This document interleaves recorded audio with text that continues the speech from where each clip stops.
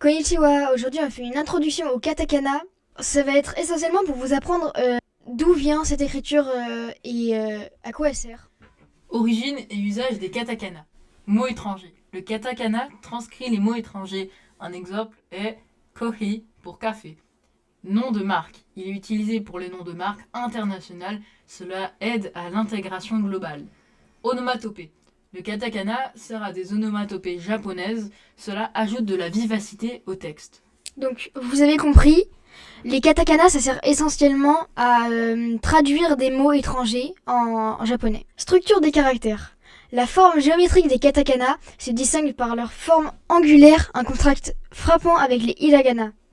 Vous voyez bien que c'est beaucoup plus carré. Genre, les katakana sont beaucoup plus carrés que les hiragana. Les hiragana sont un peu plus arrondis.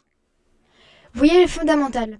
Les voyelles de base sont A, I, OU, E et O. Elles sont essentielles à la structure du katakana. Les voyelles se combinent avec des consonnes telles que K, S, T, N, H, M, Y, R, W pour former différents sons. Règle de base d'écriture. Ordre des traits. Un ordre spécifique par des traits est crucial. Suivez l'ordre pour la clarté. Sens de lecture. Lisez de gauche à droite, c'est comme en français.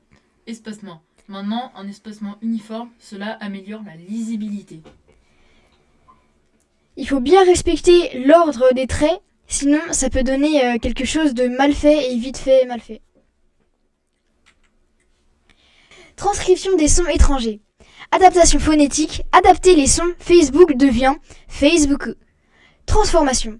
Des règles de transformation existent. Apprenez-les pour la précision. Exemple. Coffee devient coffee. Pizza devient pizza. Coffee, ça veut dire café pour ceux qui ne savaient pas, pour ceux qui sont pas anglophones. Exercice pratique. Prénom. Écrivez les prénoms en katakana, c'est une bonne pratique initiale. Marque.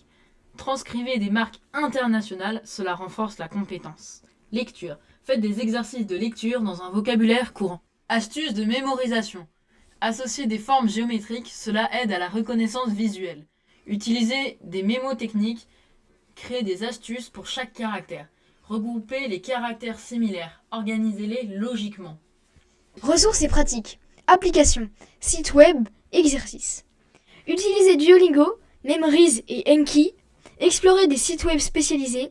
Téléchargez des exercices complémentaires. Suivez un programme sur 30 jours. Duolingo, moi j'en ai fait l'expérience. C'est une application très très bien pour apprendre le japonais. Et allez aussi explorer les sites web parce que c'est important. Voilà, c'est déjà la fin de cette vidéo. On espère qu'on vous a appris des choses. Là, c'était juste l'initiation. On va faire aussi une autre vidéo après pour parler clairement des katakana et des hiragana. Comment on les écrit, comment on les prononce. Voilà. Sayonara. Sayonara.